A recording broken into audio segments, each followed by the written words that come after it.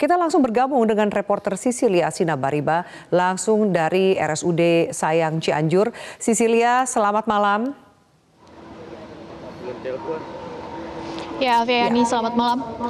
Selamat malam, Sisilia, bisa Anda jelaskan bagaimana sejauh ini penanganan korban gempa di RSUD Sayang Cianjur dan apa kebutuhan dalam memberikan pelayanan medis kepada para korban?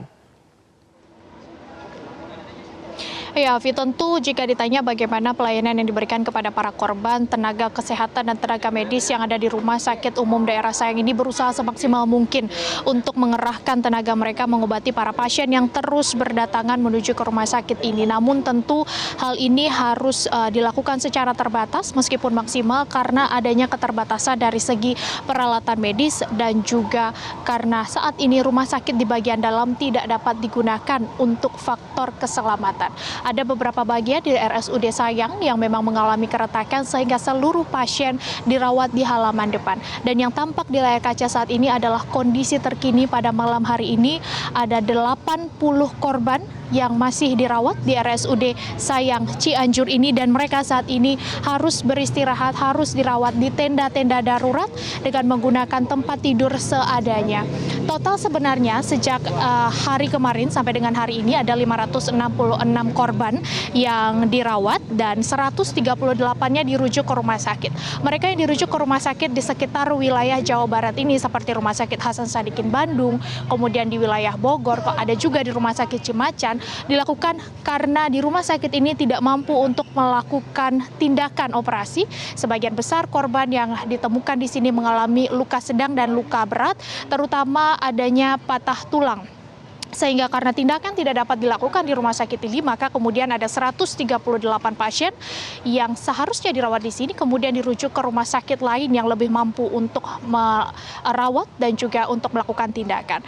Namun kami mendapatkan informasi untuk saat ini ada 112 pasien ataupun korban yang meninggal dunia ketika dibawa ke rumah sakit ini dan sudah diserahkan kepada keluarga. Namun ada 5 pasien atau 5 korban meninggal dunia yang saat ini jenazahnya masih belum diserahkan kepada pihak keluarga karena masih dalam proses identifikasi dan juga untuk mencocokkan data mengenai siapa saja pihak yang mengalami kehilangan anggota keluarganya. Namun tentu Avi yang menjadi perhatian kami tim MGN pada malam hari ini adalah kondisi tenda yang kami dapat katakan cukup mengkhawatirkan karena memang kita bisa memaklumi bahwa ini adalah tenda darurat, masih belum sampai 48 jam pasca terjadinya gempa kemarin. Karena Avi perlu diketahui bahwa cuaca di lokasi di RSUD ini saat ini dingin, suhu sudah mulai turun ditambah kami sudah mulai merasakan gerimis di sini. Sementara bisa dilihat bahwa tenda di sini cukup terbatas, tidak ada bagian depan ataupun bagian belakang, bagian penutupnya hanya ada di bagian kiri dan kanan. Selain itu juga yang menjadi perhatian kami di sini adalah keluarga yang menjadi penunggu atau yang menunggu keluarga mereka lainnya yang sedang dirawat juga memiliki tempat yang terbatas untuk beristirahat. Bahkan mereka harus menggunakan karpet seperti ini sebagai tempat alas mereka sambil menjaga anggota keluarga mereka yang sakit, ditambah dengan kalutnya pikiran mereka memikirkan rumah mereka yang juga luluh lantak. Saya akan coba bertanya. Tentu saya akan minta izin terlebih dahulu, Avi, kepada korban yang ada di sini. Apakah mereka berkenan untuk saya tanyakan? Saya akan coba tanya, Bapak selamat malam, Sisilia dari Metro TV, maaf mengganggu waktu istirahatnya. Saya boleh bertanya dengan Bapak siapa? Pak Jajang. Pak Jajang, dari desa mana Pak Jajang? Padaloyo. Dari desa Padaloyo, Kecamatan Padaloyo. Kecamatan Cugenang ya. Informasi Avi, Kecamatan Cugenang ini adalah kecamatan terparah akibat dari gempa ini. Bapak di sini menunggu siapa, Pak? Ibu saya. Ibu saya sama anak saya udah pulang tadi siang. Udah pulang tadi siang. Sekarang sama ibu ini cuma berdua bagi ini. Pak Jaja, informasi dari pihak dokter atau pihak perawat apa yang dialami ibu sejauh ini? Alhamdulillah perawatan sangat baik karena anak saya udah boleh pulang tadi. Alhamdulillah semaksimal mungkin lah udah begitu. Alhamdulillah. Keluhan yang dialami ibu bapak saat ini apa? Mengalami penyakit apa atau ada luka? Benturan di muka ini ditarik, ada benturan sama di sini, terus di ini ada benturan.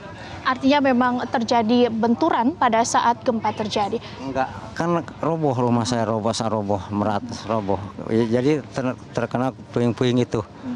Tertimpa itu ya. Tertimpa puing-puing. Pak Jaja, maaf untuk mengingat kembali kejadian kemarin, tapi jika Bapak berkenan untuk memberitahu kami pada saat kejadian, apakah Bapak berada di rumah? Ada saya lagi di luar, pas waktu kejadian lupa, nambah itu, saya langsung ke dalam karena ingat ibu saya lagi mandi, saya langsung ke dalam, langsung pas gitu, pas anak saya di tengah ada saya tertimpa puing-puing itu. Banyak sekali tertimpa puing-puing itu. Langsung saya manggil tetangga, langsung dibongkar. Ya, habis itu saya langsung ke jalan manggil mobil. Ternyata mobil nggak ada, mobil Cipanas soal itu saya segat, langsung minta dianterin langsung ke sini ke rumah sakit. Ya alhamdulillah udah rumah sakit sampai sekarang ini udah sejauh mungkin lah itu udah. Tapi kondisi rumah saat ini Udah layak pakai, udah rata kan, udah rata. sudah habis ya Pak ya. Sejauh ini sudah 2 hari di rumah sakit sejak kemarin. Bantuan yang sudah diterima sejauh ini seperti apa? Pelayanan yang mungkin perlu Bapak dapatkan apa? Bantuan baru kali ini saya tadi siang bantuan ada dari Bapak TNI, gitu. Baru itu aja. Tapi pelayanan di rumah sakit ini alhamdulillah sangat baik. Ini akan berjaga, pihak keluarga juga sudah tidak tahu tempat berlindung di mana. Ini akan tinggal di rumah sakit seperti ini sampai malam ini atau seperti apa Pak Jaja? Sepertinya udah tidak memungkinkan gitu, udah sebab pengen pulang gitu. Tapi gimana ini masih belum bisa ditentukan gitu karena ibu saya. Butuh bantuan apa Pak Jaja? Kalau pelayanan dari rumah sakit tadi disebutkan sudah alhamdulillah, untuk bantuan lainnya yang dibutuhkan Pak Jaja? Yang dibutuhkan ya untuk membangun rumah ya, saya apa lagi gitu, pengen punya rumah lagi gitu. Nanti berarti pendataan harus ikut ya Pak Jaja ya untuk pendataan nanti di rumah. Baik, terima kasih banyak Pak Jaja. Semoga Ibu juga cepat pulih dan kami turut berduka atas bencana yang terjadi. Terima kasih. Belum ada apa-apa bantuannya dari pihak manapun, nggak ada, cuman tadi doang itu. Ya dari Bapak TNI itu ya. Semoga nanti dapat segera mendapatkan bantuan lebih lanjut. Dan Afi, terima kasih banyak Pak Jaja. Afi, ini adalah salah satu harapan yang disampaikan oleh pengungsi yang menjadi korban dari gempa ini, bahwa memang mereka belum mendapatkan bantuan lebih lanjut, meskipun disampaikan oleh pihak BNPB bahwa sudah ada posko terpadu untuk pengumpulan bantuan maupun distribusi bantuan. Tentu diharapkan nantinya distribusi bantuan ini merata tidak hanya di posko-posko yang sudah didirikan di 12 kecamatan yang terdampak, namun juga di setiap titik-titik lainnya, terutama di rumah sakit ini, terutama pihak keluarga yang menunggu keluarga mereka yang tengah dirawat. Sejauh ini Afi, 268 orang jiwa dinyatakan meninggal dunia, dan data dari BNPB mencatat 122-nya sudah dapat teridentifikasi, 151 lainnya masih hilang atau masih dinyatakan hilang.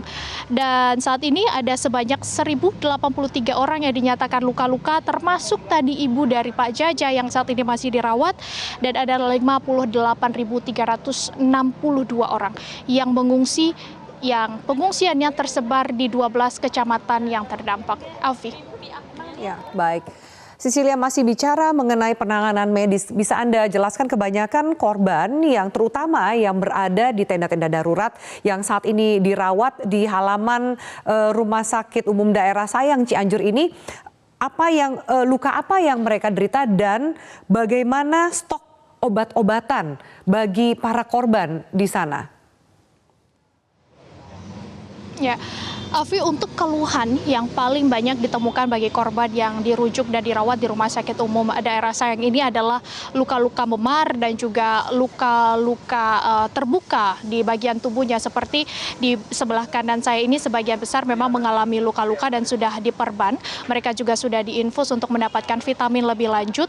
Namun memang saat ini kondisinya mereka tengah beristirahat dan tentu kita harapkan besok akan lebih baik lagi. Namun tentu Afi, yang menjadi kekhawatiran utama oleh pasien di sini dan juga oleh tenaga medis adalah cuaca yang memang suhunya mulai turun, ditambah dengan gerimis yang saat ini sudah mulai turun di kawasan RSUD Sayang ini.